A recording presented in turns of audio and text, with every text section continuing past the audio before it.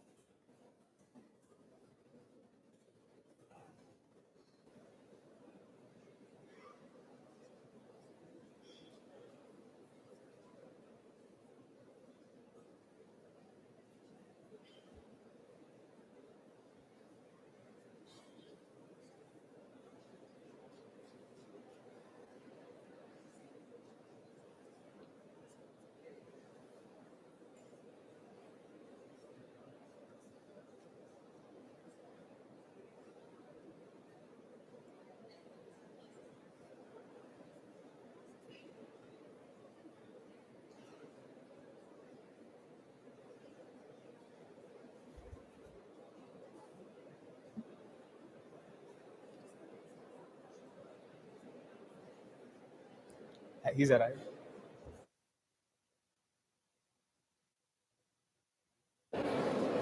Kindly maintain silence.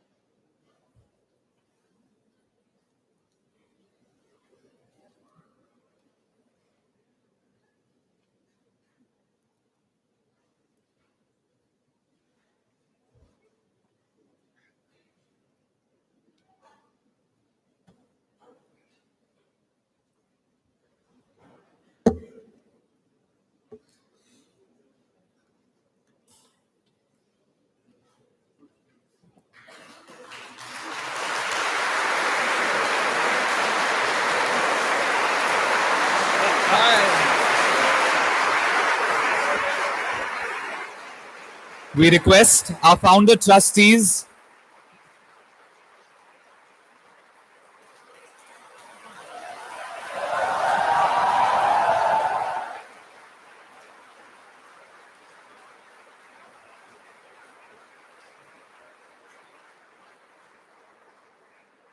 We request our founder trustees of the Goa Institute of Management, Mr. Pratap Singh Rane, Mr. Peter De Lima, Mr. Dattaraj Salgaonkar, Mr. Shivanand Salgaonkar, Mr. Jitendra Deshprabhu, to kindly come up on the dais for the right side of the stage and join His Holiness, the 14th Dalai Lama, our founder director, Father Romuald, and the chairman of the board, Professor Ashoka Chandra, and our director, Dr. Parulekar, for the lighting of the traditional lamp.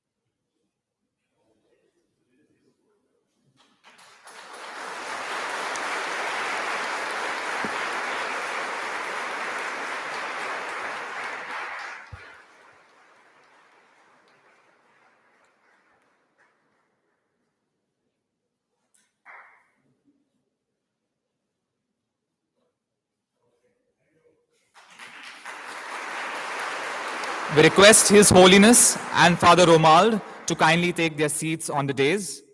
Our founder trustees, chairman, and director are requested to take their seats in the audience.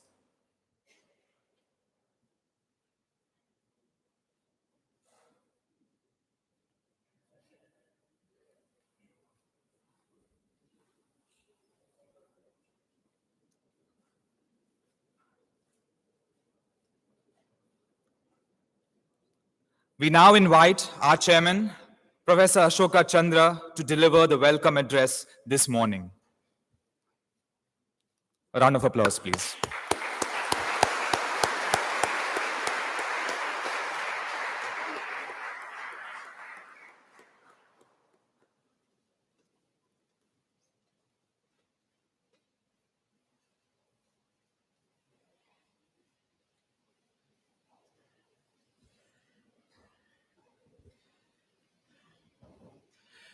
Good morning to you all.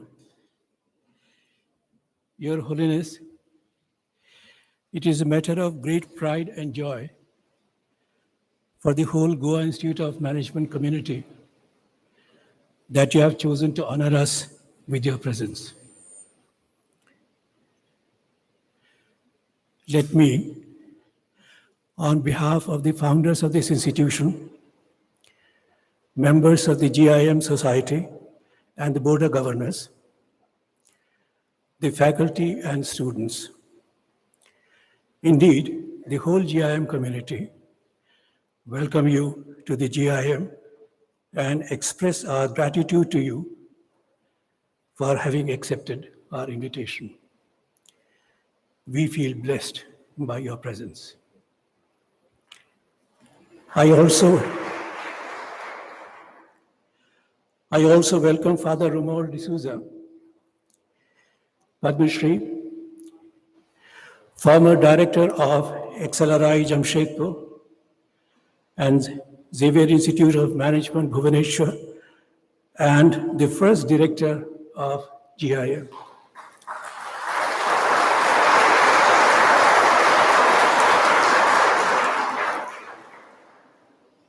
Who, with the help and support of other visionary founders, set up this institute 25 years ago. We are into our Silver Jubilee year, thanks to the founders.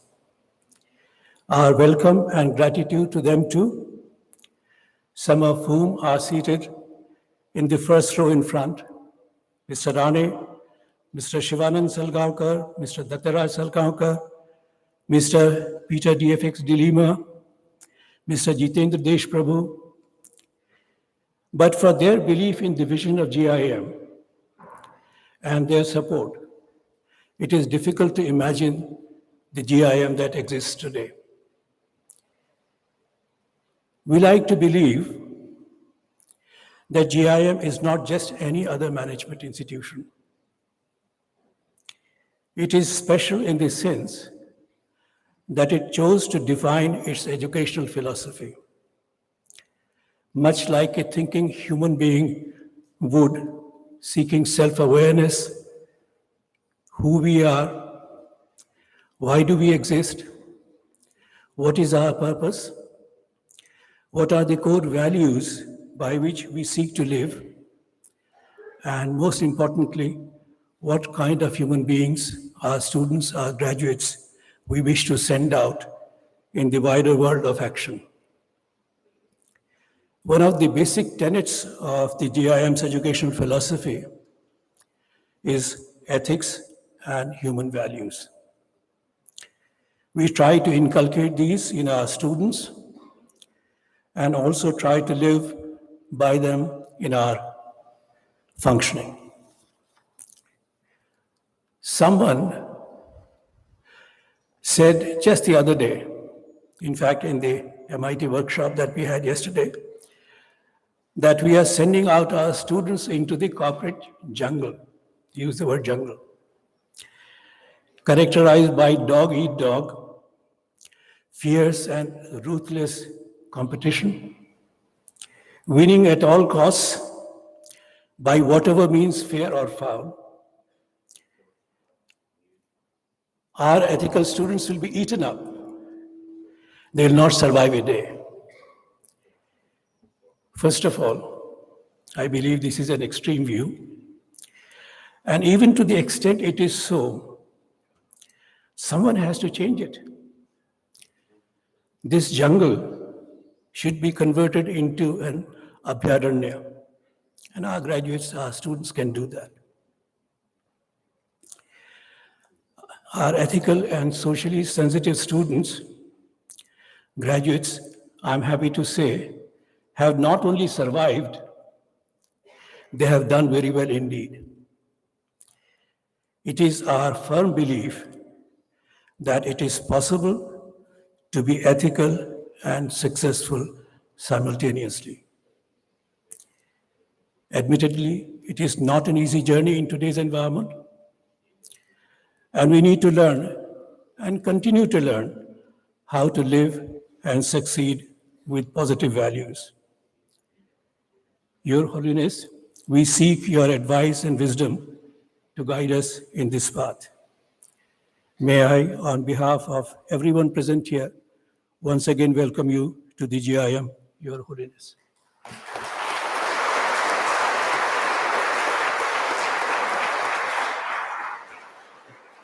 Thank you, sir, for your kind words. I would now request our director, Dr. Ajit Parulekar, to introduce to our audience the collaboration between the Dalai Lama Center for Ethics and Transformative Values at the Massachusetts Institute of Technology and GIM. Let's please welcome him on stage.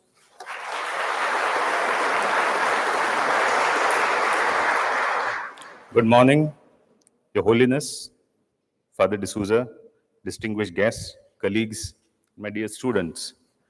I'm delighted to inform you of a new learning partnership that GIM has had with the Dalai Lama Center for Ethics and Transformative Values at the MIT. The objective is to foster ethics and learning of ethics in our institute. The Venerable Tenzin Priyadarshi from the MIT Dalai Lama Center was here earlier this week to launch this program and facilitate the same program with members of the GIM board as well as the GIM faculty. He was, of course, very much looking forward to being here today, but some long-standing commitment that he had to speak at a securities conference in Malaysia has kept him away. This particular center at MIT will soon be completing its 10th year of designing and disseminating innovative learning curricula and tools to promote both ethics and emotions and meaning making in educational institutions. We're happy to announce this new partnership that the Goa Institute of Management is having with this MIT Dalai Lama Center of Ethics on the occasion of our 25th year celebration. Our joint efforts at designing experiments and trying out new pedagogies for ethics and values-based education and for responsible leadership is something that the world is in much need of.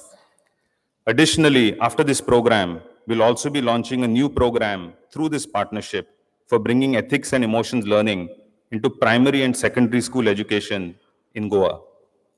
We'll begin with training teachers who will then directly work with students in primary and secondary schools to explore shared values and aspirations pertaining to a more meaningful life. This promising initiative will be the first of its kind in Goa and in the country. We're very excited about this meaningful work that we'll be doing together with this MIT Center for Ethics and Transformative Values.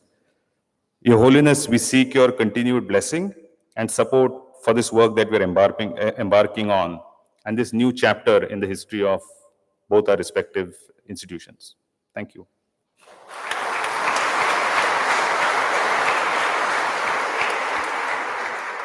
Thank you, sir. It gives us pleasure to now welcome Father Romuald D'Souza, one of the finest educational entrepreneurs of our country and our founder director, to share his thoughts with us on this very special occasion. A round of applause. Thank you. That's all right.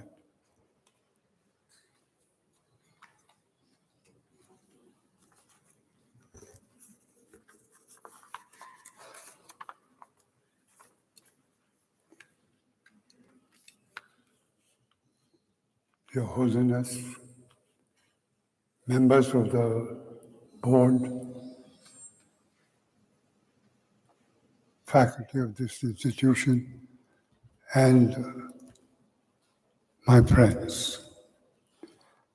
If a couple of weeks ago, someone on this campus had said that His Holiness the Dalai Lama would preside at this institute's Silver Jubilee celebration, she or he would have been looked upon as a dreamer. Today, that dream has become a reality, and the Goa Institute of Management is exceptionally honored by His Holiness's participation.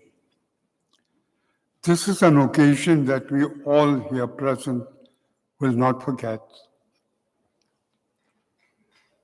The Goa Institute of Management has been offering the business ethics course right from the beginning, from the very first batch. The methods we have followed is the traditional rational approach. We put before the students reasons and arguments to convince them that what is logically considered right is good for them and for the society at large. I'm not sure to what extent we have succeeded by this method. It may have had some success in the education of the mind and in developing the cognitive aspect. But as often happens with rational thinking, one can always make philosophical distinctions and look for excuses to sidestep principles. As Your Holiness has frequently highlighted, ethics education should be the education of the heart more than of the mind. An education that focuses on developing the qualities that make us truly human and ultimately gives us meaning in life. Our ethics course must develop in us inner values and moral strengths like compassion, forgiveness, mercy, and other virtues which make for inner peace. Ethics course should be a practical laboratory course. I should not venture to speak more on this topic because His Holiness will do it in a much better way than I possibly can. Your Holiness, we are looking to you for guidance. First, to educate our own hearts and minds for peace, and then perhaps by our example and behavior to encourage others to follow us. Thank you for participating with us on this very significant occasion. We expect that this will be a turning point in our education course in ethics. Thank you.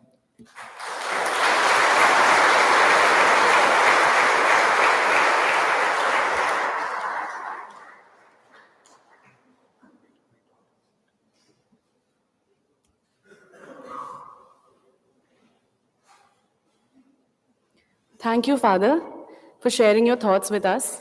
You continue to inspire us in our journey as an institute. Ladies and gentlemen, we now move on to the most special part of the morning's program. With great excitement and anticipation, we now invite His Holiness the 14th Dalai Lama to speak to us. His Holiness will share his thoughts on today's relevance of India's ancient knowledge.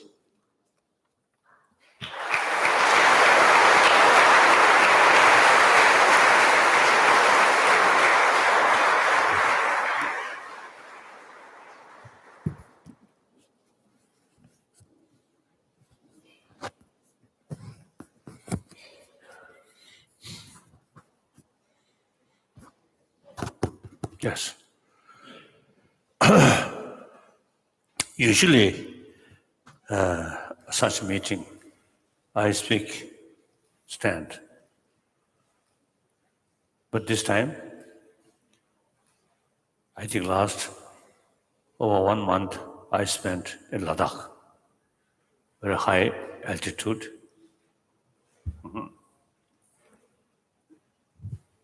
So my physical still find some strange, very high and very low. So I want to seek permission, speak from here. You see, you stand. May I ask, what is your age? 93. Oh, 93.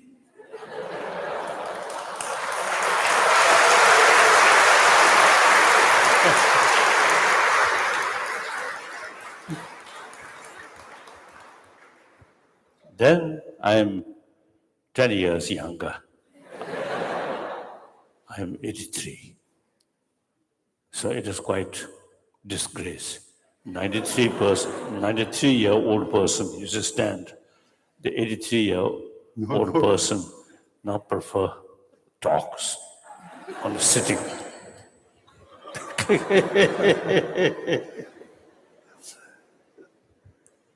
So, respected elder brother and rest of brothers, sisters, I extremely happy come here and share some of my thought. So actually, the learning never stops at Karadari. So it is very true. One great Tibetan scholar once expressed, even you dying next day is worthwhile. Learn. Because if we have the sort of philosophical views, I think very similar. The Hinduism, you have the concept of Atma. So Atma, no beginning. Life after life, go like that. So this very life, even at the end, learn something. Still, also they keep the enthusiasm, learning.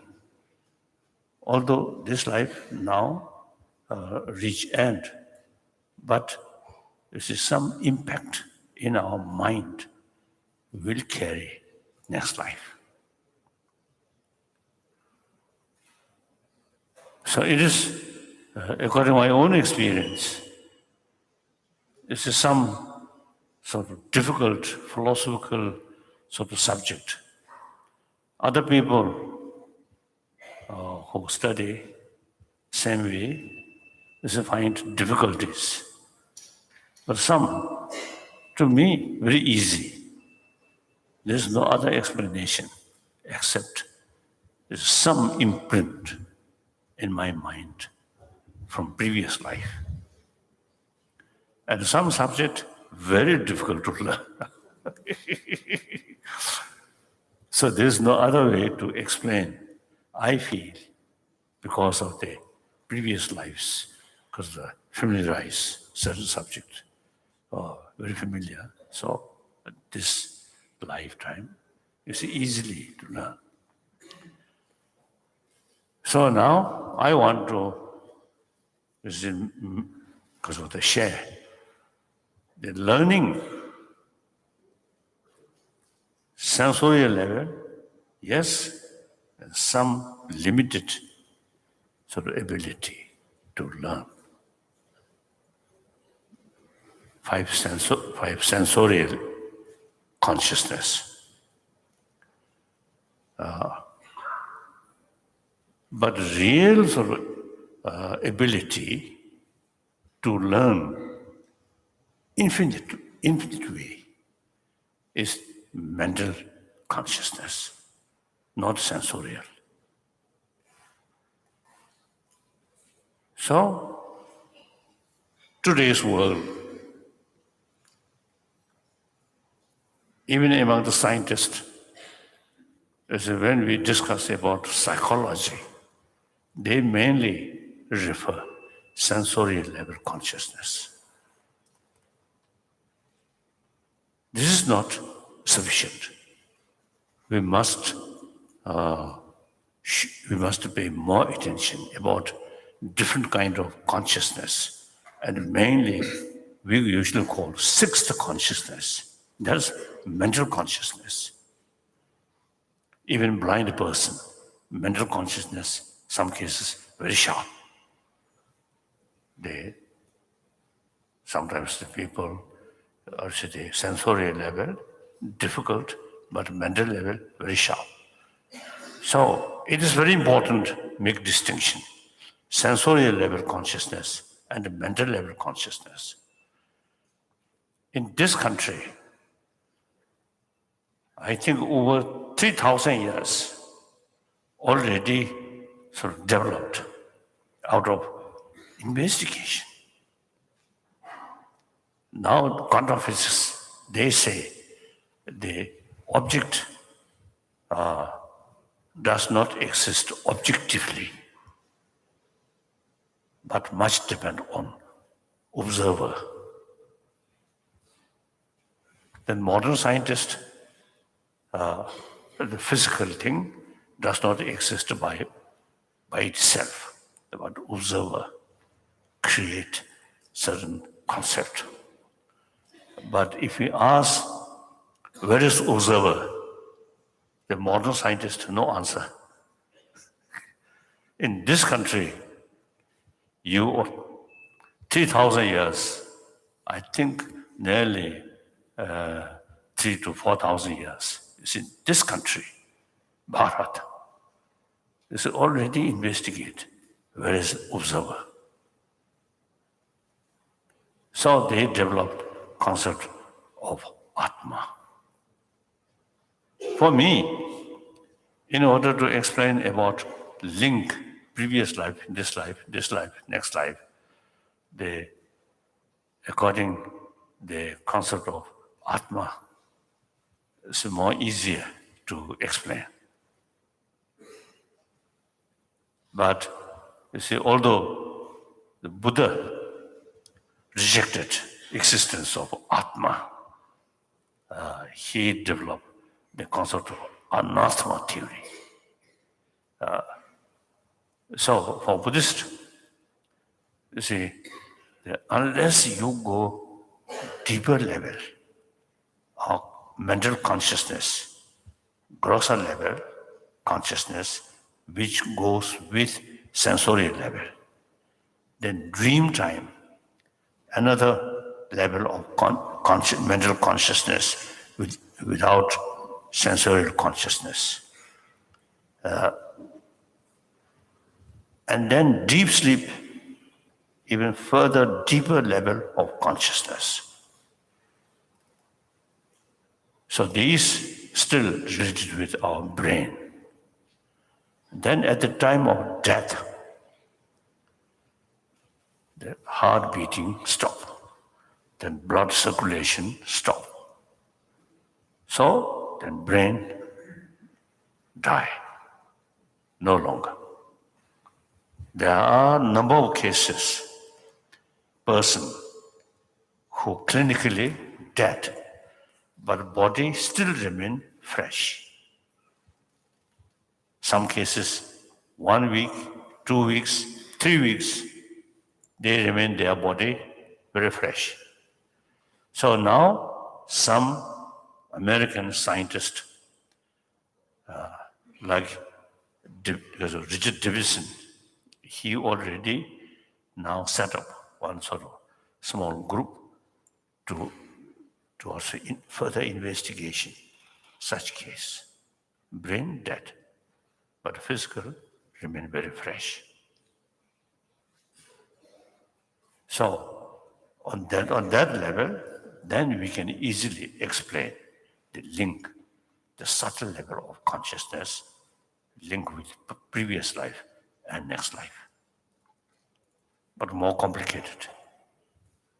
So more easier to say Atma, Atma, Atma. So now my point is, the sensorial level of consciousness mainly related with something nice or sights and music and smell and taste and touch, including sex. So these, I feel, materialistic life much sort of pay attention, sensory level experiences.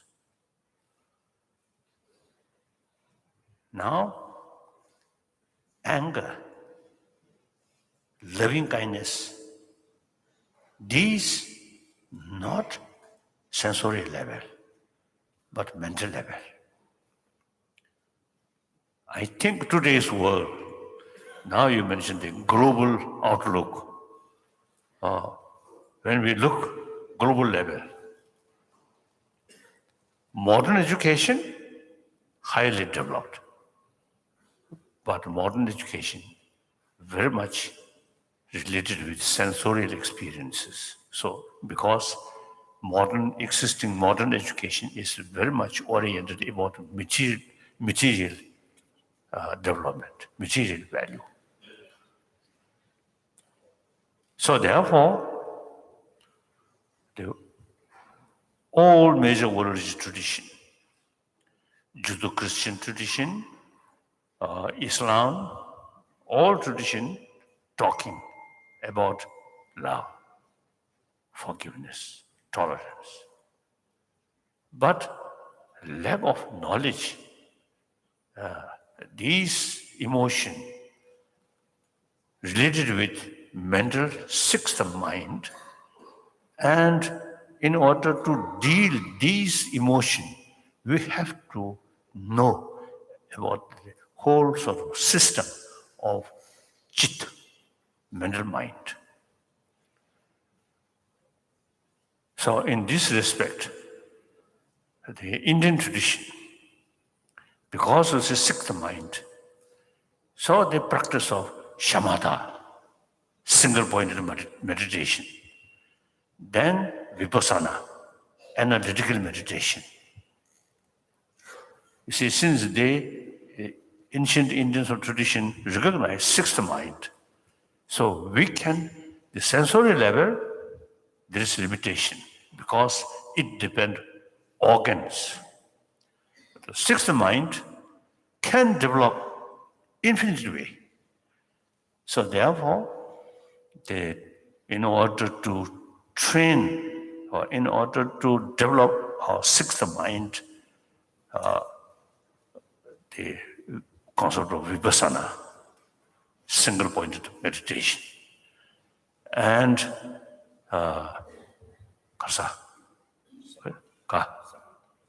or samadhi, single-pointed meditation, then vipassana, analytical meditation.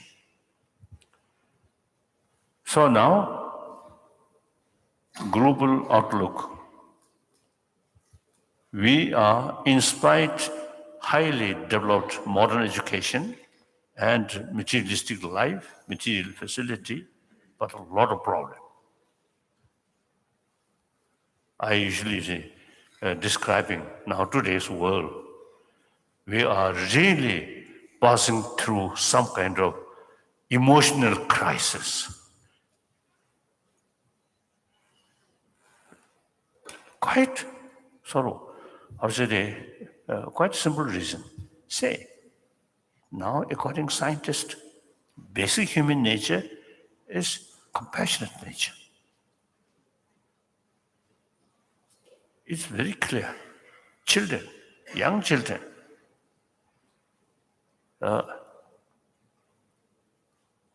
their life survived with others' loving kindness. Firstly, from mother. Without that, they will not survive. I usually describe my first teacher of compassion is my mother. So I think here, we apparently we all same and looks quite smart. But in deeper level, those individuals who received maximum affection from their mother at the young age, rare.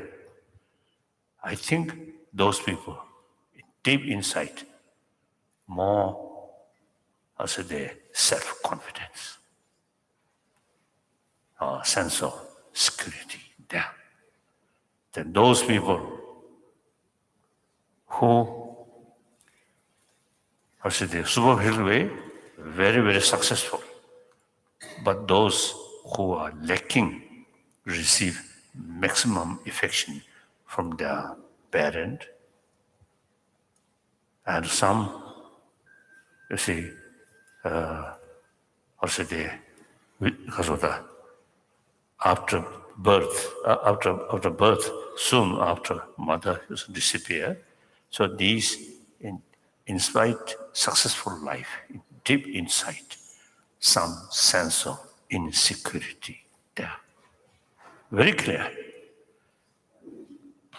Now medical scientists, they also say constant anger, constant fear, actually eating our immune system. Whereas more compassionate mind, very helpful to sustain our physical positive element. So these are the reasons we human beings are more compassionate sort of nature. And then certainly we are social animal. So any social animal, even the other animal, social animal, they also have limited altruism because bring together. Altruistic sort of attitude bring together. Anger, pushing. So therefore, we are physically like that, and this, as a social threat, we are a social animal. So now is a world. I think in about 200 years ago, the technology, science is developed, and then separate education institution started because it's necessary. At that time, seems more balanced. Moral ethics side, church take full responsibility. The newly developed sort of education, mathematics, and some of the science or these things, then separate institution take care. So at that time, maybe more balance. Now time passes, people, there are more and more people, you see, who have no interest about religion. So then they separate newly developed education institution alone. Now, you see, should take responsibility about moral principle. So now again, India's tradition, secular. You see, secular moral principle. You see, not depend on religious belief. Whether you religious believer or not, so long you are a human being, so long we have these destructive emotion. So certain moral principle is necessary for your own peace of mind and also eventually your physical health. Like that. So therefore, now time come, I feel, that in education, we should include the education about kasara, moral principle. These days, I describe the hygiene of physical exists in our education field. Now we need hygiene of emotion in our education field. Strictly a secular way, not based on religious belief, simply based on scientific sort of finding. We can explain children. I think most important part of sort of hygiene of physical, you need peace of mind. So hygiene of emotion is, I think, very relevant. So now these things, global outlook. Then, from which tradition have the potential to fulfill that? Only Indian tradition. India, the practice of shamatha, practice of vipassana, means training our mind. So Indian tradition, knowledge about emotion, about mind, and how to tackle our emotion. In this country, before Buddha come, already developed these sort of knowledge. So these are ancient Indian knowledge. Now modern India, not much pay attention about these things. Logically, modern education introduced by Britisher. So now time come, including the British themselves, and the European countries and Americans, you see some crisis about emotion. Therefore, now 1,000-year-old India's tradition about knowledge, mind, about mind or these things, I think should reintroduce in this country. Only India have the ability to combine modern education and ancient Indian education about mind, about emotion. No other country, only this country. So therefore, I'm just trying to revival of these ancient Indian knowledge about mind, about emotion, and how to tackle this emotion. So now, in a way, I feel unfortunate. In a way, fortunate. About these knowledge is concerned, developed in India, we Tibetan learned from Indian teacher, from Indian guru. We are Chela, a reliable Chela. Over 1,000 years, we kept all this knowledge. Whereas the Guru's own land neglected. So it is unfortunate. But at the same time, fortunate. Now we devoted, reliable Chela become Guru.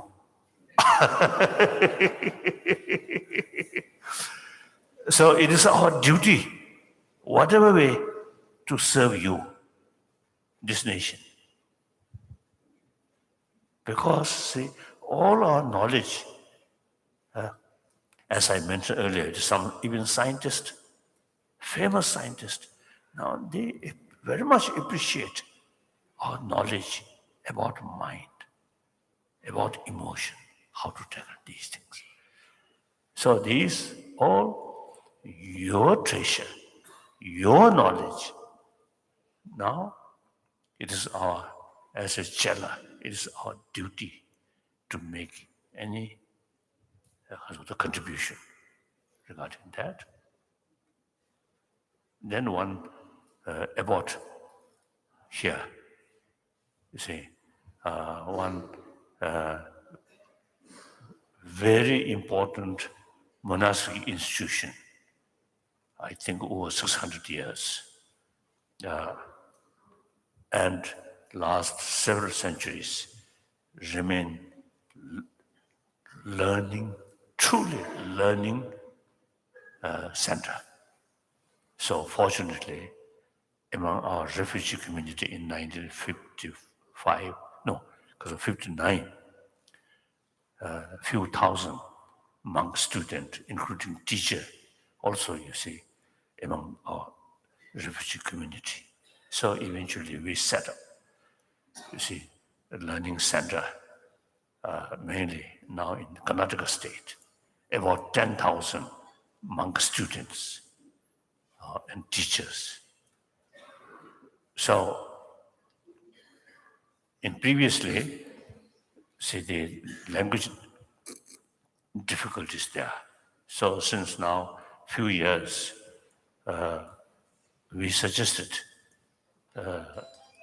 some people who have sort of interest or opportunity to study English and Hindi or Malayalam, so like that. So now language problem, because of the reduce, so we can serve you, we can serve you. And here, Goa and Monocot, quite close. So that's one advantage, if you feel okay. And then some teacher, now one airport here, he himself, a great scholar. So I appointed he as one sort of kasada, one important college sort of about. So I think, say occasionally, if you feel okay, then some scholar bring here few weeks, some discussion, some class, not permanent, few weeks. And if you find, and also among the student who showing continuously interest in these things, then regular basis we can. First, as an experiment, is a few weeks, some discussion. Not like, say, Lama on high throne and showing something, how to say, the holy person. Not like that. Sit together as a teacher. Yeah. And one of our sort of the tradition from India, from Nalanda, is we use extensively logical approach. So those teachers, they let their student argue with teacher. Then you see argument become very sort of heated, heat. Then the teacher feel very happy. So that's one of our sort of tradition, our Nalanda tradition. So therefore, I think you can get some sort of new ideas like that.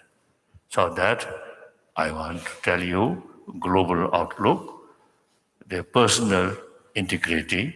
Yes, we are part of the 7 billion human being world, happy world. Everybody get maximum benefit. Now today's world, heavily interdependent. Eastern world, their future depend on the West. Western world depend on East. Economically, global economy, no national boundary. And now more and more people showing interest about ancient Asian sort of knowledge, particularly Indian knowledge.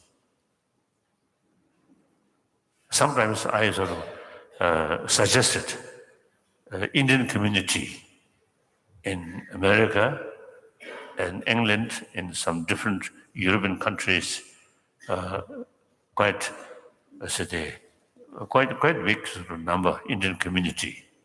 So I usually suggest you should carry, like in Diwali or New Year, some sort of festival, and invite some their sort of friends, some European, and talk about ahimsa.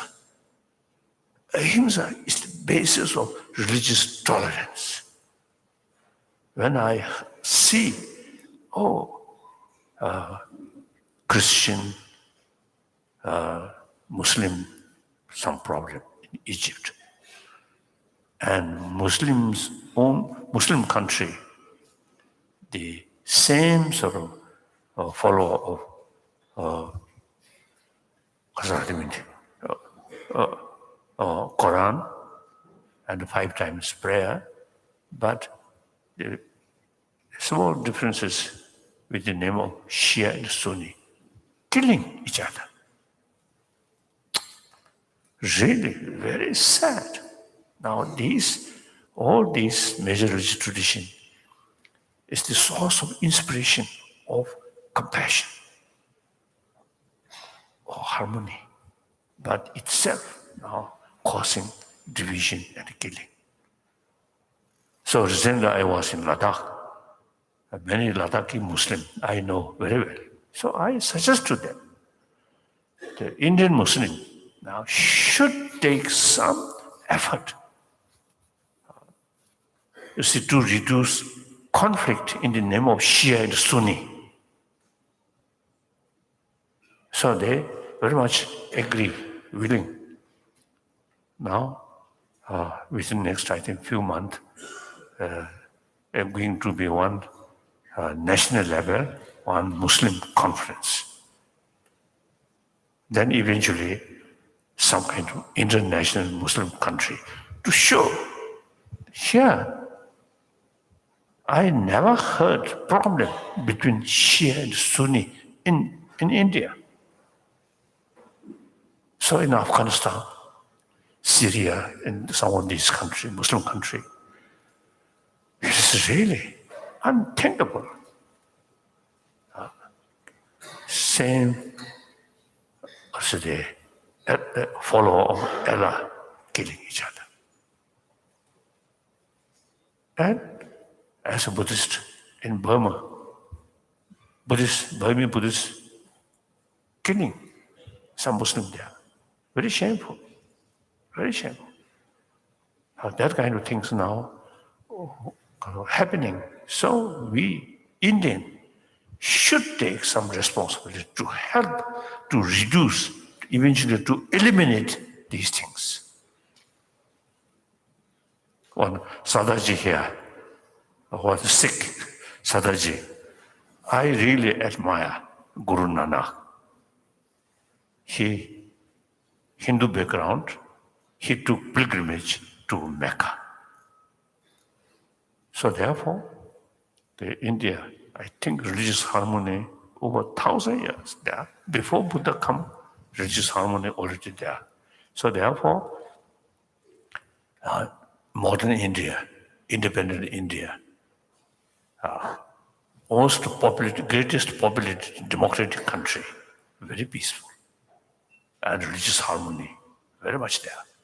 Nowadays, I think time come to show rest of the world religious harmony is possible. And combine modern education and ancient knowledge about emotion, then introduce firstly within the country, then we can show rest of the world. See, not only physical well-being, but also mental well-being can make. So through that way, this 21st century, eventually our aim should be peaceful, compassionate century. Whenever some problem happen, and respect others' view and respect others' right, then small problem there, through talk, through dialogue, should solve, not weapon. So now, this younger generation, you should think this group eventually demilitarized the world. And in order to external disarmament, firstly, we should start to work for inner disarmament, reduce anger through knowledge. Okay, good.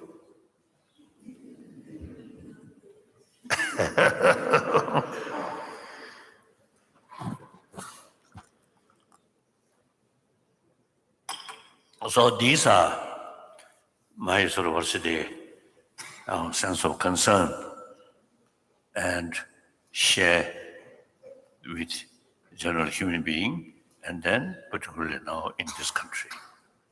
So now I would like to take some question.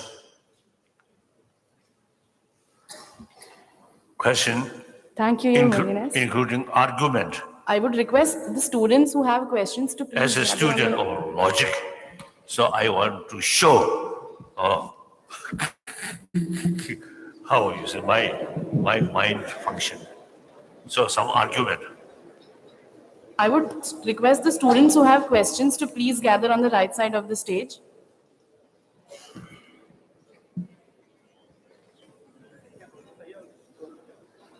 Yes.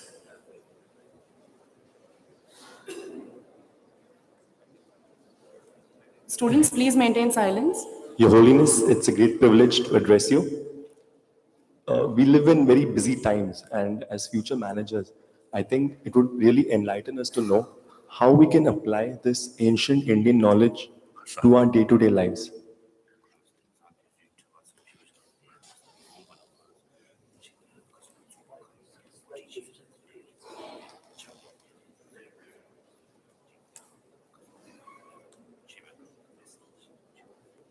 Basically, as I already mentioned, the existing education in this country should include about ancient Indian knowledge, how to tackle our emotion. In order to carry sort of effective tackle our emotion, we should study about the whole system of our emotion, mind. So now I think the non-Buddhist tradition, ancient time, same. Much knowledge in different tradition. But now modern time, I think many non-Buddhist religious tradition, they simply carry puja, ritual, not much pay attention about study. So only with Tibetan, since 8th century, the Nalanda, great Nalanda master, Shanta invited by Tibetan emperor. So he introduced Nalanda tradition to us. So special thing about Nalanda tradition is everything. You see, investigate, including Buddha's own teaching. Some Buddha's own teaching, which you see taught according the particular circumstances. Now these, according to Nalanda tradition, they reject some of the Buddha's own teaching. Now we cannot accept this Buddha's teaching because this goes against the reason. We find a contradiction. Therefore, we should not accept that Buddha's teaching. That is something remarkable, like Nagarjuna and some other Nalanda master, Buddha Balida, and Chandrakirti clearly mentioned. So that's, I think, something unique about the Nalanda tradition. The Chandrakirti himself, great philosopher and great logician. His writing among our text to study. So therefore, now I think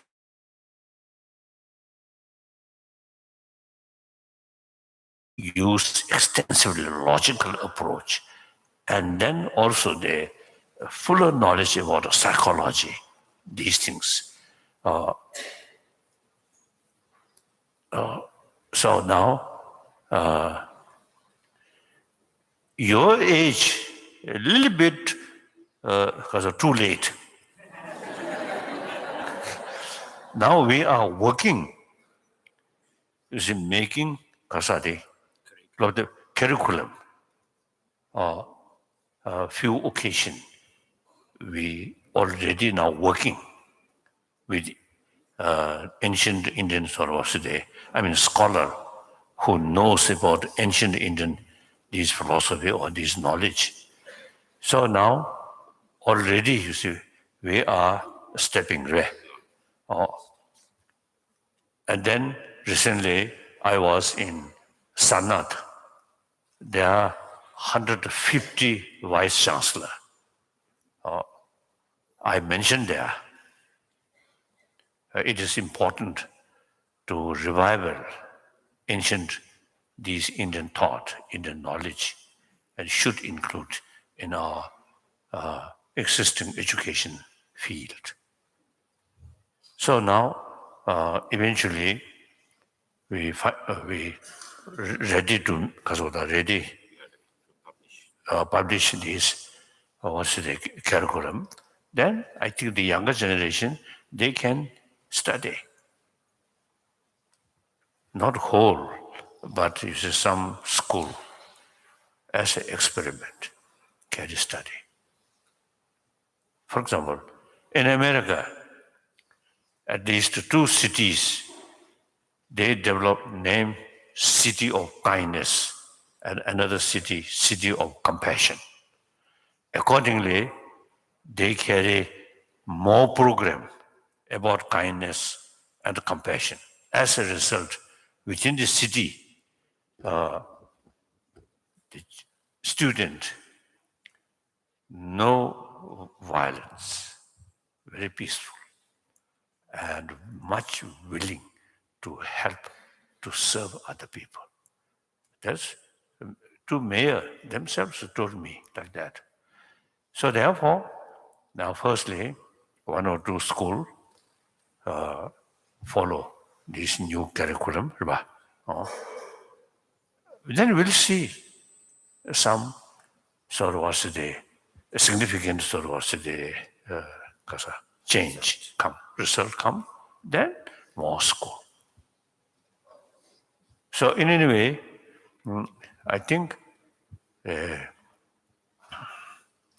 social responsibility,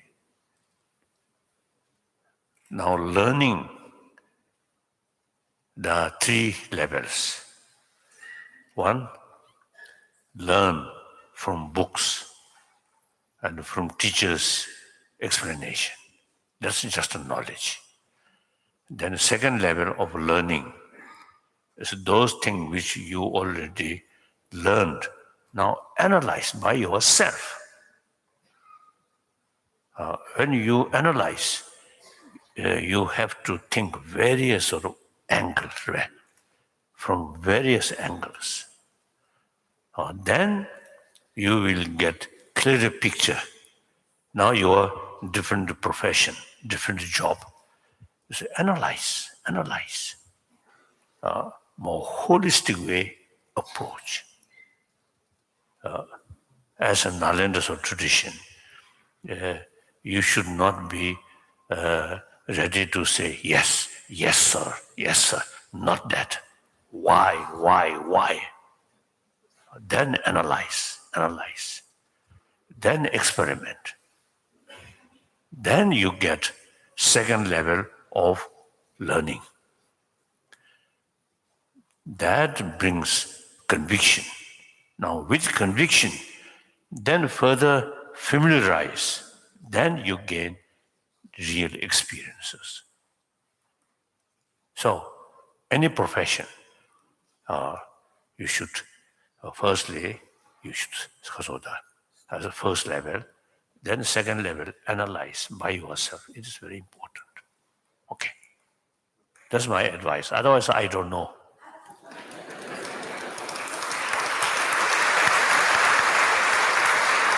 Thank you. Next. Thank you, sir.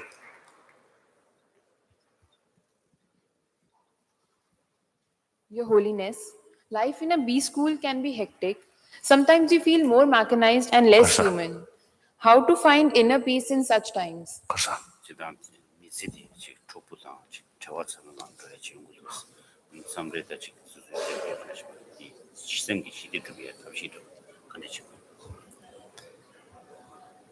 I think firstly, as I already mentioned, holistic, that's important.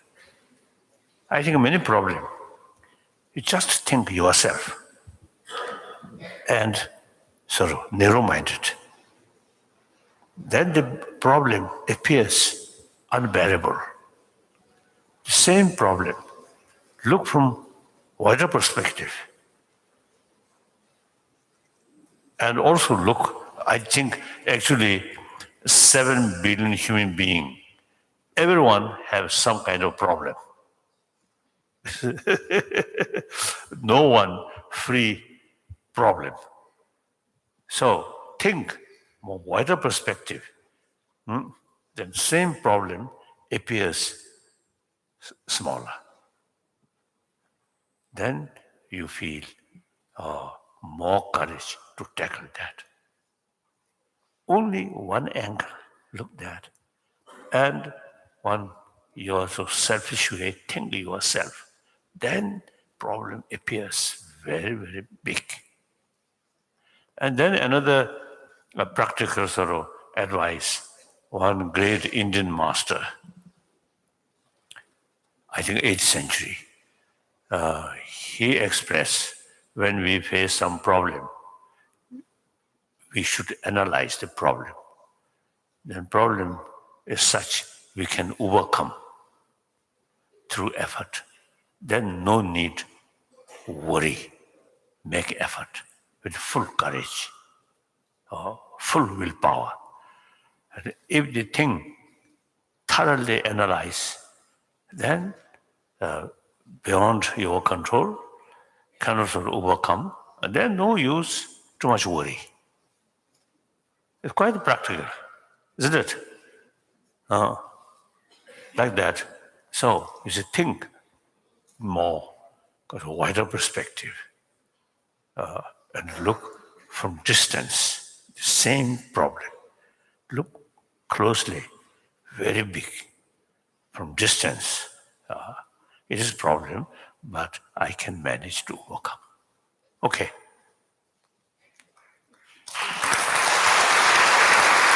Thank you. His Holiness, with all my due respect, my question for you is, what has been your biggest fear? Have you encountered it ever? Karsa.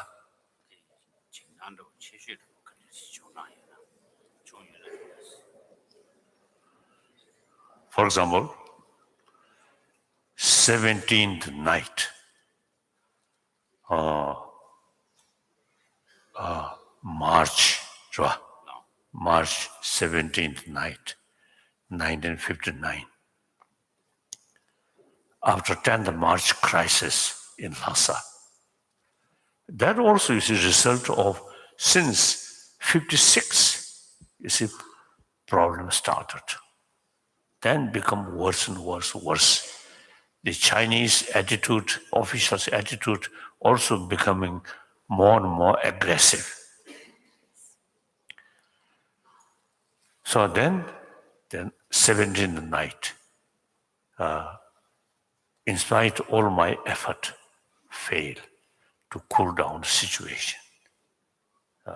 Then that very day, I decided, now I cannot also they remain here. I escape. So meantime, feeling whether I will see tomorrow or not, doubt. The way escape, very near Chinese military garrison. The river wave, also they passing through the other side of the river. We can see the Chinese military police there. So we completely quietly, but then we cannot control the horse kasadi. Hoof, truck, like that. We really feel fear. The next day, dawn time, then we already passing through one mountain. Then we temporarily face. But there's every danger. Chinese soldier come from the two different places just to stop. That's, I think, a more fearful journey. So, but then we, my sort of usual way to take decision, before take the decision, I ask not only officials, but including sweeper, I ask, what do you think about that? Then the majority, also the same sort of view, majority. Then I also, think. Then feel, now this is right decision. Then go. No regret. Even something happen, no regret. I try my best to think, and ask people. So that's my way. So at the age 16, I lost my freedom. Age 24, I lost my country, my own country. Then over 70 years, a lot of suffering, a lot of destruction inside Tibet. But as we keep our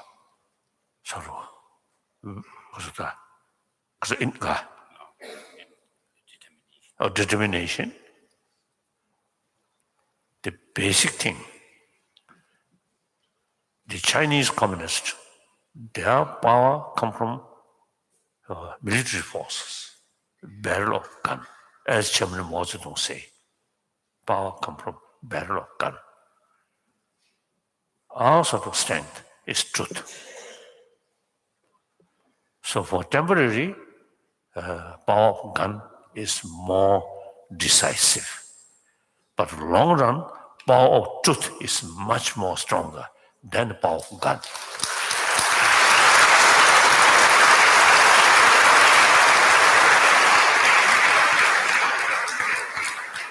Then also, you see, we never consider Chinese people as an enemy. Never. We respect them.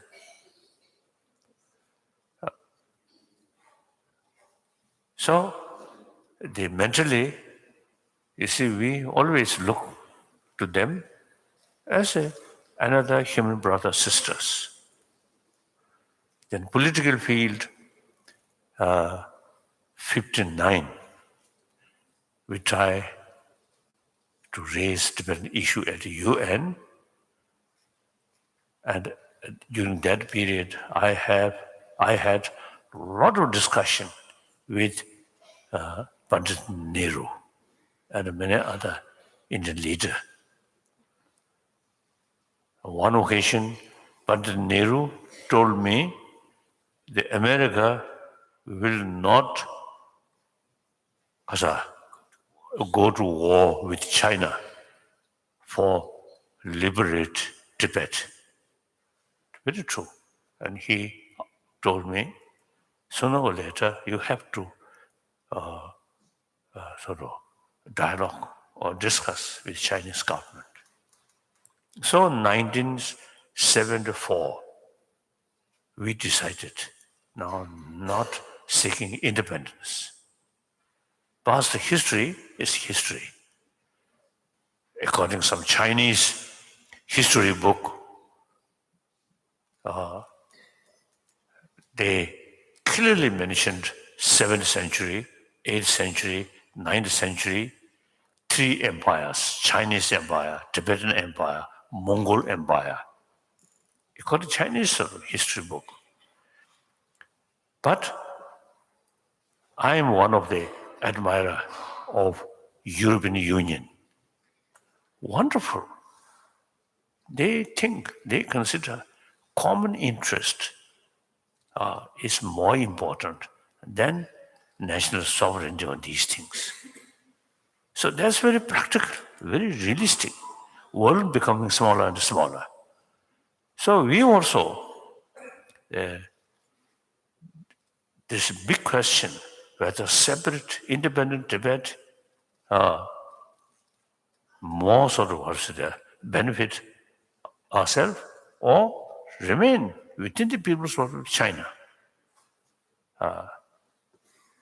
Then Tibet materially backward. Remain within the People's Republic of China. Materially, we gain much more beneficial. Then also you see remain within the People's Republic of China and try to sort of, try to implement all the rights which mentioned in Chinese Constitution. And Chinese Constitution, you see, recognize many places as a Tibetan, a Tibetan area. So, remain within the People's Republic of China. We can work all those Tibetan area. That means around 6 million Tibetan, more than 6 million. Autonomous region of Tibet, the 1951 17-point agreement signed by Tibetan government. Under Tibetan government, Tibetan population around 2 millions, remaining 4 millions in other part of Tibet. So remain as the same right and make effort for preservation of Tibetan culture, Tibetan knowledge, which based on Tibetan, unique Tibetan writing, Tibetan language.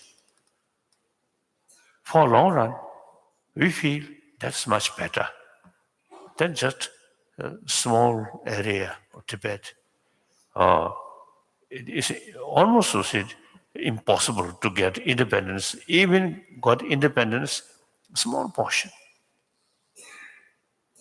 Over, I think, 1,000 years, Tibetan cultural heritage, Tibetan knowledge, people from all different parts of Tibet, they really carry effort for preservation. Myself, from northeast Tibet, I not come from central Tibet. If only central Tibet independence, then I have to go my own birthplace area. Like that. So historically, most Tibetan, learned Tibetan come from other part of Tibet, northeast Tibet. Amdo and East Tibet come, then Central Tibet, Yuzhang.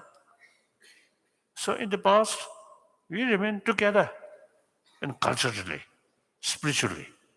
I feel that's more important than rather than just a small part of Tibet and independence. Very difficult to achieve. Even achieved, not much sort of useful, I feel. So therefore, from our side, we are open. We are not seeking independence.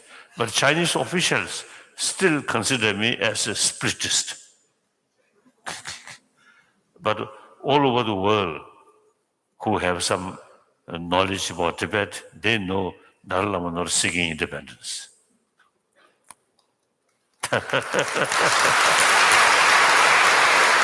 Next question. Thank you. Thank you, Your Holiness, for coming to our campus and pouring blessings on all of us. So my question for you is, so being a very result-oriented person, we often overlook the processes which we are going through, looking at the bigger picture. So while making these decisions and not getting, how can we make sure that we don't take wrong decisions due to our emotions while making these choices? Kasa. Ore.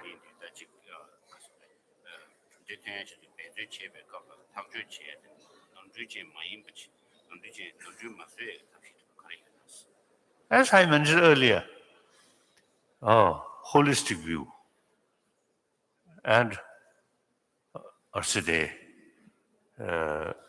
try to study various different options. Then I think here, I feel democratic system eventually is, I think, some kind of referendum like that. These are, I think, very good. And in the past, a feudal system. Then power or decision in few people's hand. So it's more dangerous. I feel the concept of war very much related with feudal system. Like that. In any way, mistake so always happen. Now look back, India. I think Mahatma Gandhi ji very much willing prime ministership give to Jinnah, but Pandit Nehru refused.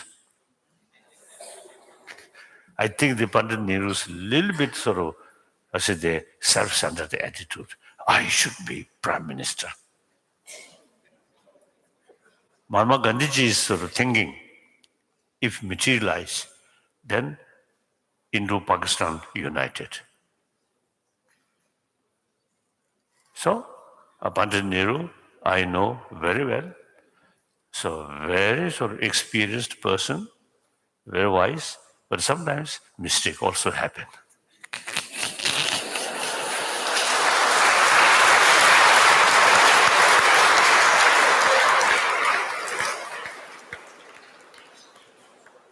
Yes, okay. So you see, ultimately, responsibility on your own shoulder. Analyze, ask some different opinions, then decide. Then take decision. Once you take decision, then single-pointed mind. Now I decided that, and then go. Okay.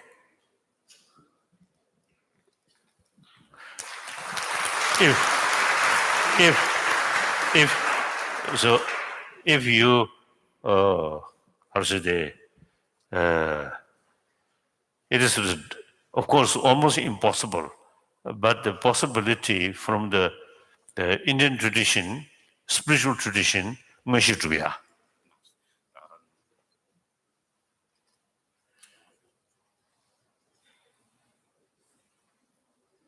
Clear, Kasa, clear point. To cultivate clairvoyance. Suppose no future. There's among Tibetan also almost none. So your case impossible. to train that. Thank you.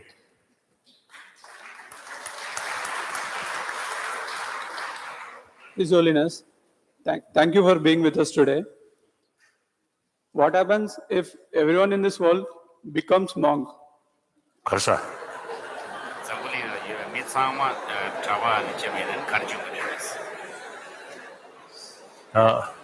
At least half, or at least I think, third,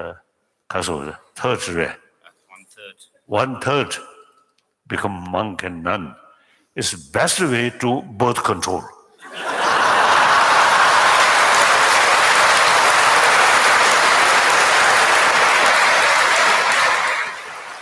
Now it is quite serious now. When I first came India as a refugee, then we used to say 6 billion human beings.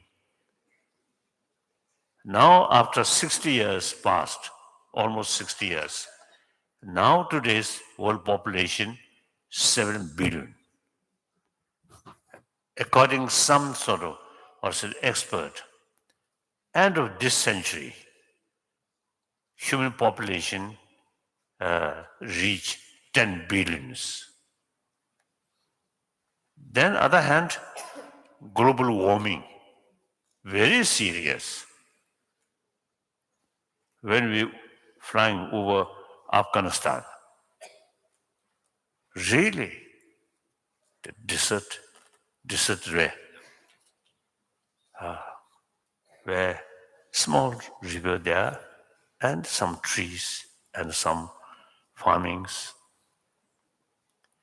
I think there are clear signs, and previously I said more water. So recently in Ladakh also I mentioned within my own lifetime, for example, Dharamsala, Kangra Valley. 1960 summer, I came Dharamsala. I shifted from Mussoorie. So that winter, lot of snow. I think 1 foot like that, snow. Then, year by year, less. Nowadays, at my place, hardly because of the heavy snowfall. So now look, Europe, unusually much heat. And then because of global warming, some area, too much heat, burning, fire. And the California area, a lot of fire. Then some area, too much flood, including Japan. So these are the effects or result of global warming. So now, global warming, they pray to God, not much helpful. According to theistic religion, the global warming itself created by God. So now, you see, we should sort of think the global warming and population. I think beyond 7 billion, 8 billion, I think very difficult.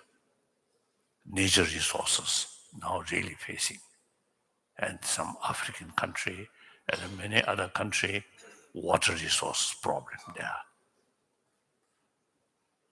Now, fortunately, India, because of Himalayan mountain, a lot of rivers. Goa, I don't know. Seawater, maybe. But northern India, I think Ganges, Brahmaputra, and Kasa, Indus. So you should grateful to Tibet. All these major rivers come from Tibet. In China also, the Yellow River from Tibetan Plateau. So almost whole Asia's these big river and the Mekong River all come from Tibetan Plateau. So anyway, we are supplier of water to whole Asian continent. Like that. I think the global warming, I think really very serious matter. Very serious matter. Like that. Thank you.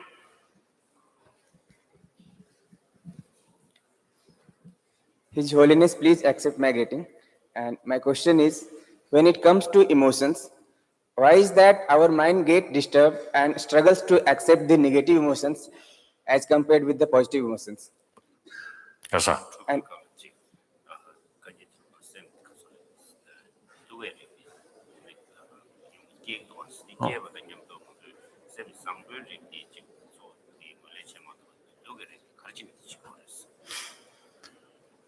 Basically, all destructive emotion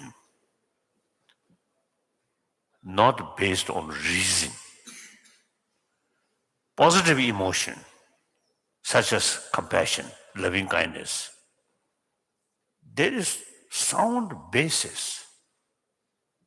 So therefore, if we knows whole system of our emotion, then destructive emotion, no proper basis, destructive emotion ultimately related with the ignorance.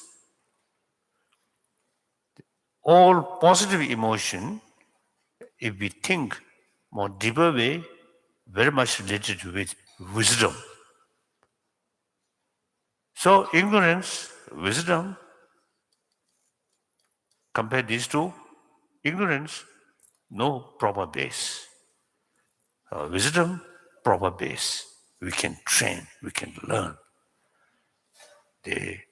All emotion which based on ignorance is spontaneous sort of. The physical also is some relation. So spontaneous sort of. But you cannot train our anger. Compassion, forgiveness, we can train.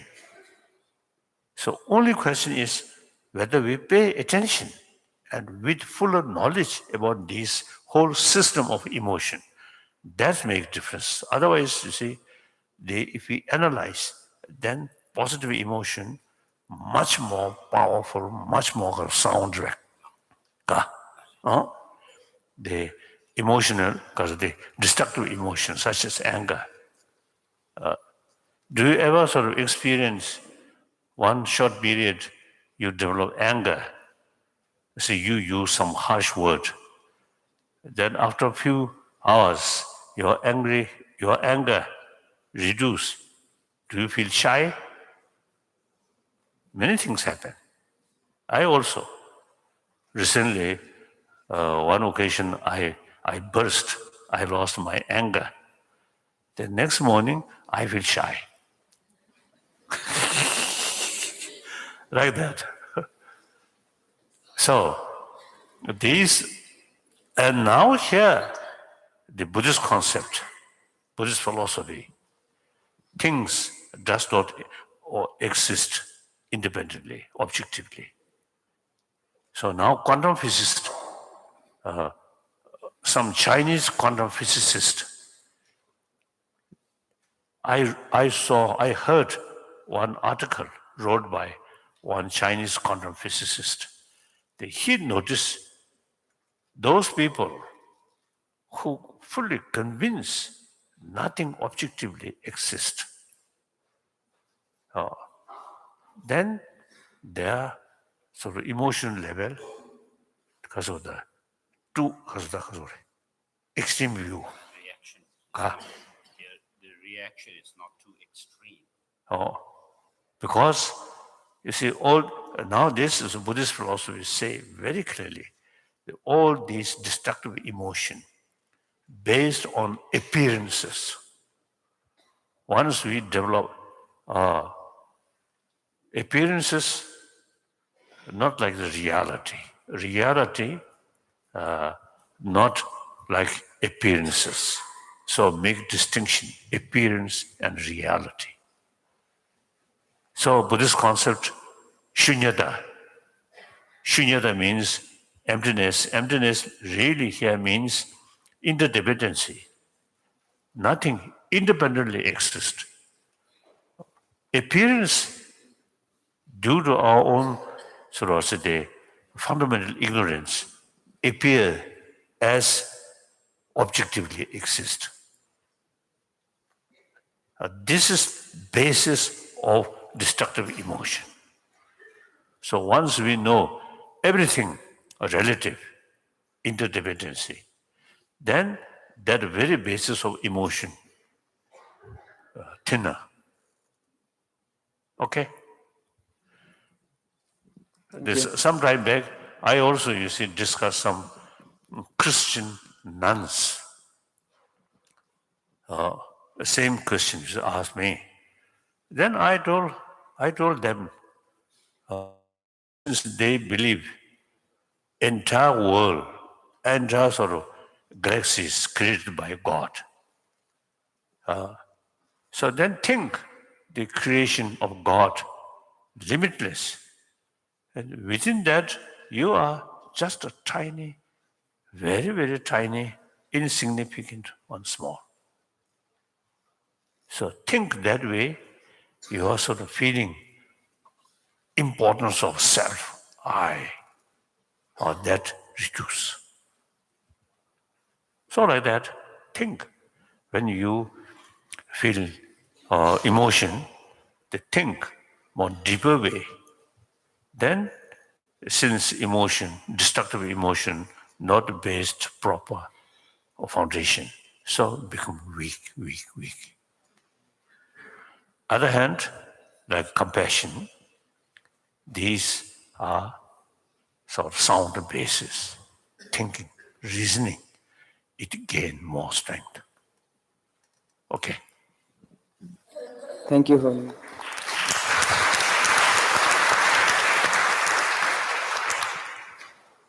A very good morning to you, Your Holiness. I've always wanted to meet you and interact with you for a very long time, and standing here today, it is truly a dream come true for me. What I would like to know is, with the amount of hate and negativity that is prevalent in today's world, what is it that still motivates you, or what is it that still drives you to spread your message of positivity and peace? Kasa. More.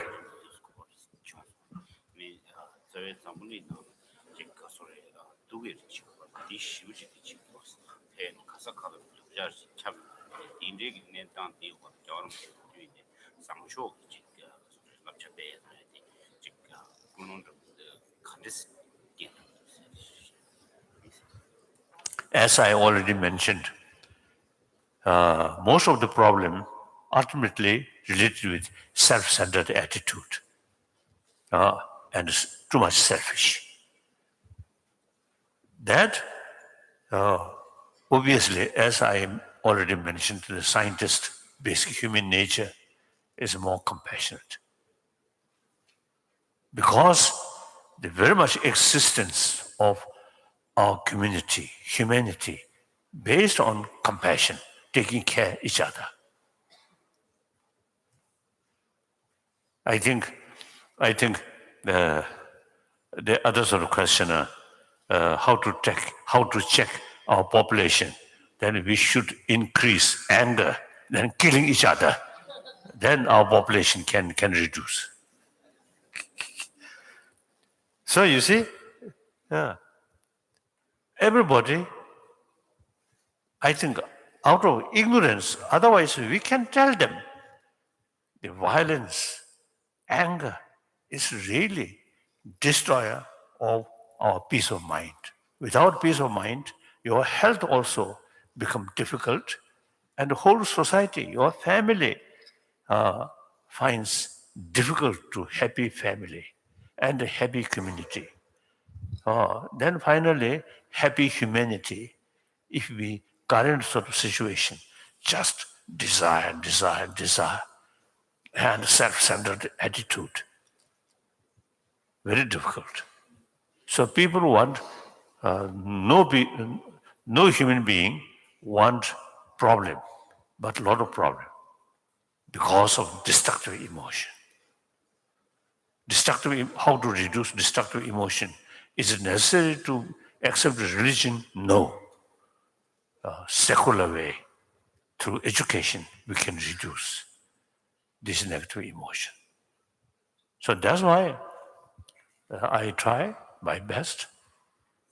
And many scientists now also they have same view, like that. Okay, next question. Thank you so much.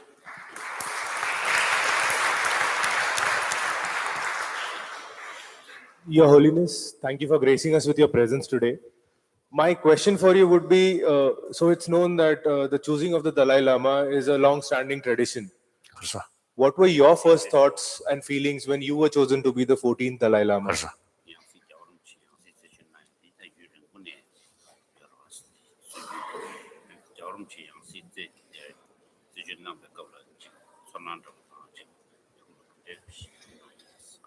Oh, according to my mother, the very day search party sent by Tibetan government reached my place, that very day, our family completely ignorant, do not know. But that very day, I think 3-year-old boy, that day, I very much excited. So I myself do not know why.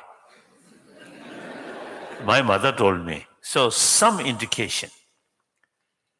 This search party now reached that day. And then when the search party reached our family, I run towards them and recognize each person's name, like that. So at that time, seems I have some sort of, some knowledge about, some memory about past life. Now getting older and older, what happened yesterday, I can't remember.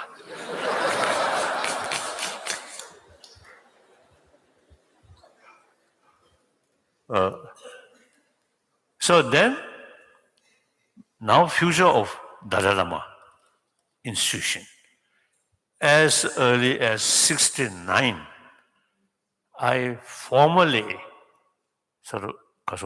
make statement whether this very institution of Dalai Lama should continue not up to Tibetan people. I have no concern. Nowadays, it seems Chinese government more concerned about Dalai Lama institution than me. I have not much concern. The Chinese is showing concern because of political reason. Now political reason, the political matter is concerned.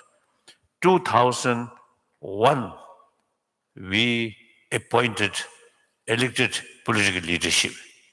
Then next 10 years, I remain semi-retired position. Then 2011, I totally retired from political responsibility. Elected political leadership carry the full responsibility. I never involve his decision like that. So now no longer Dharma institution is politically not much relevant like that. Then I think coming religion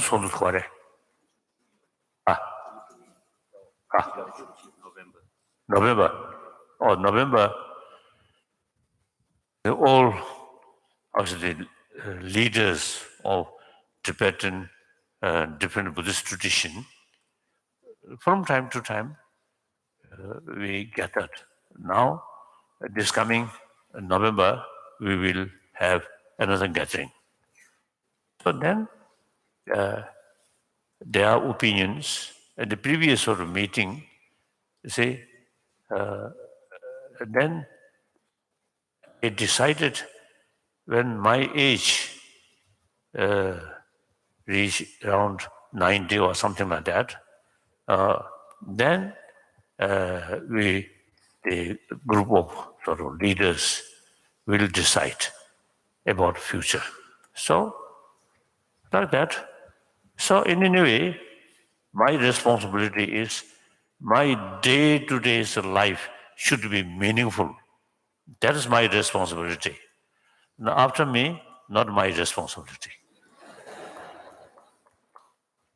Or Bishop Tutu, my great friend, we always teasing each other, joking. So he always described me as a mischievous Dalai Lama. Then I respond, I consider you mischievous bishop. Then one occasion, I think few days we discuss many things. So that book also now come. So, and one occasion he mentioned he as a practitioner of Christianity. So he ready to go to heaven. Dalai Lama, strictly speaking, non-believer about God. So Dalai Lama goes some different place. So most probably hell.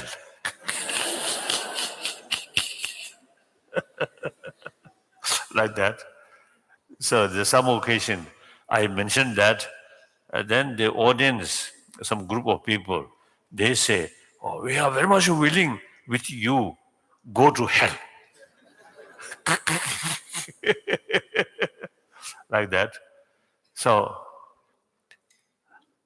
my daily prayer is, so long space remain, so long sentient beings suffering remain, I will remain in order to serve as much as I can.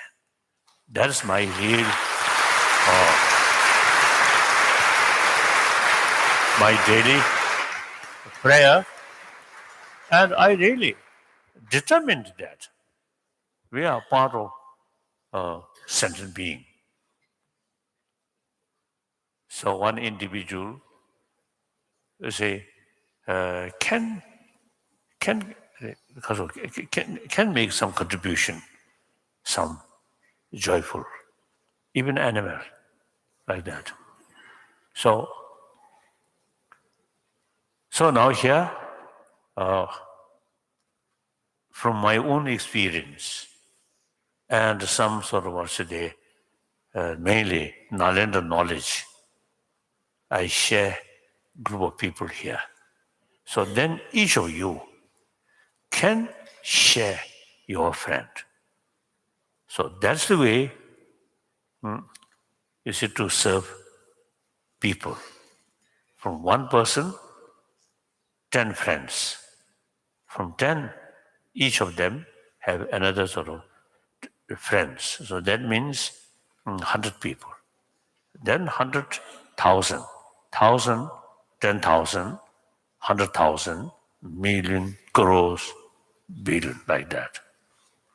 That's the way. So you also part of humanity. You also want happy life. So if my sort of talk, if you find some interesting or useful thing, then try to implement and share with more people. Okay. If you feel my talk is not my sorrow, because of the interest, and then forget it, no problem. Okay. Thank you.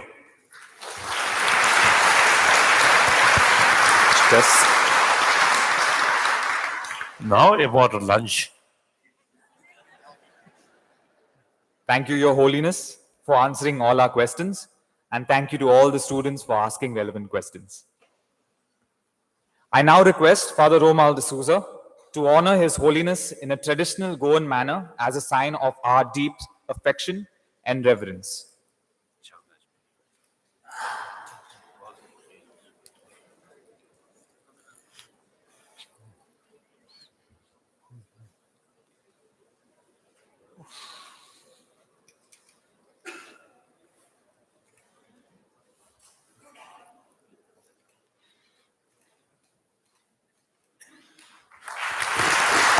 Thank you.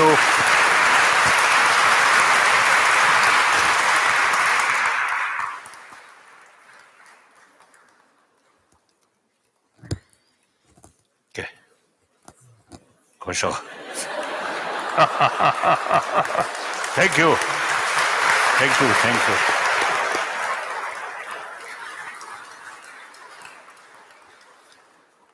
So now, completed. Thank you.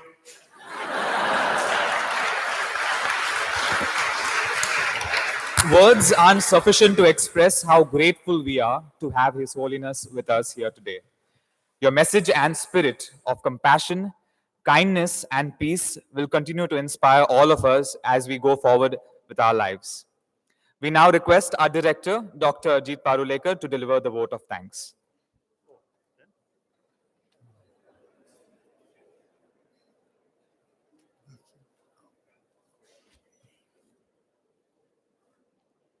Yeah, so behind every event, there are several people who put in a lot of careful planning, dedicated work, and give a lot of their time to make this event possible.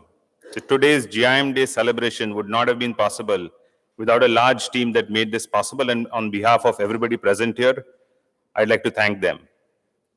We're deeply honored and privileged that His Holiness accepted our invitation and came here to inspire our students, the whole audience, and to bless us all.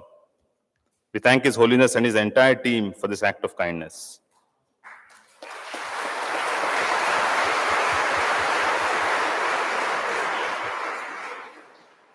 I also thank our beloved founder, Father Romal de Souza, for continuing to shower his blessings and for guiding us. To organize such a large event is not possible without the active support of the GIM Board of Governors and Society. I thank our chairman, Professor Ashoka Chandra, and the entire GIM Board and Society for their support and guidance. This entire event had a strong team at GIM of faculty, staff, who've been working for a couple of months to make today possible. Professors Umesh Matani, Khia Furtado, Akshay Bhatt, Padmanabhan, Abhishek Ranga, and Cedric Serpes, along with Steve Fernandez, our administrator, Tanesh Kote, Vedika Shirodkar, the entire IT team, the entire administration team, a dynamic team of student volunteers, our PR agency, Perfect Relations, a design agency, Studio Grok. We much appreciate their hard work and dedication. I'd also like to extend a special word of thanks to Professor Umesh Matani, Professor Khia Furtado, Steve Fernandez, Vedika, and Danesh Kote for leading this entire effort.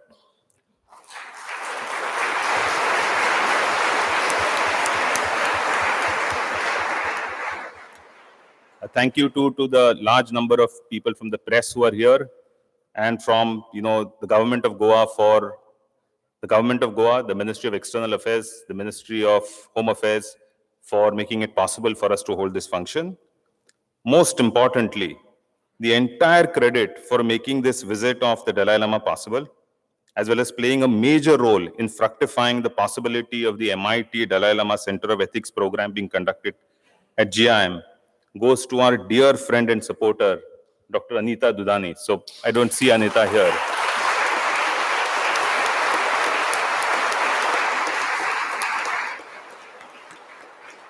While we thank her, we also at the same time apologize for disrupting her busy consulting schedule and taking away a lot of her time from her family to help us in planning this event, coordinating and executing today's function. Even now, as we speak here, she was here all along for the talk, but for the further arrangement which is left from here. So this whole event has been possible largely because of the kind of support that she's given us. Ladies and gentlemen, we're really thankful to all of you for making time on a weekday to be here, part of the GIM Day celebrations. We hope and pray that you continue your support in helping GIM in its journey towards excellence. Thank you.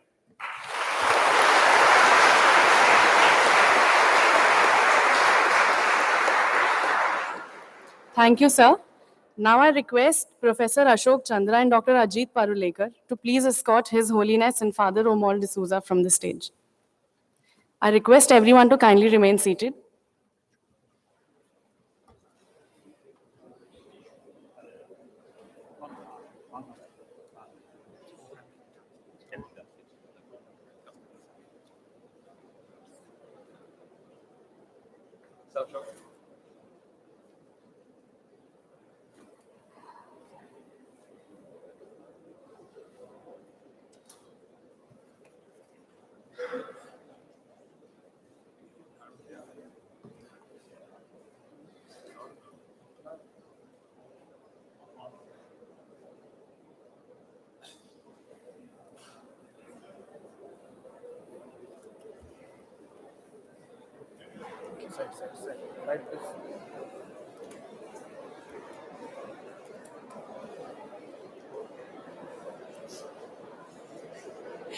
Thank you for being here.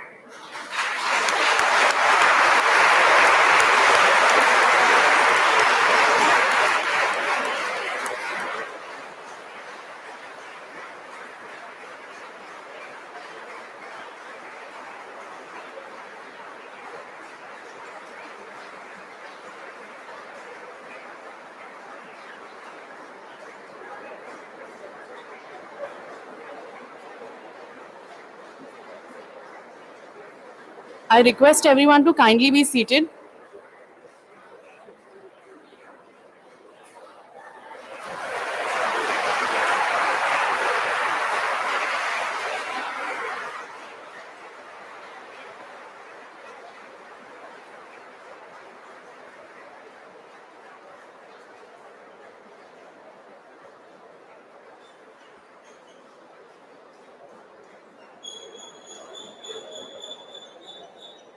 Students, please maintain silence.